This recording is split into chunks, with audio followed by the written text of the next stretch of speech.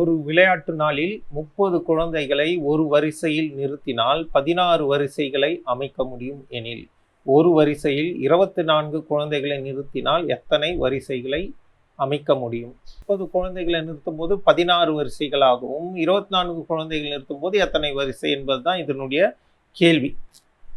Number of சில்ட்ரன்ஸ்ன்றது same தான். அப்போ 30 × 16 வரிசை இல்லையா? அதுவும் 24 × எக்ஸ்ன்னு வச்சுக்கலாம். ஏன்னா இந்த எக்ஸை தான் நாம் கண்டுபிடிக்க போகிறோம். இது ரெண்டுமே சேம் தான். அப்போ எக்ஸ் ஈக்குவல் டு எக்ஸை ஒரு சைடு வச்சுட்டு இதெல்லாம் இந்த பக்கம் நம்ம எடுத்துகிட்டு வந்துடலாம். Divided by 24.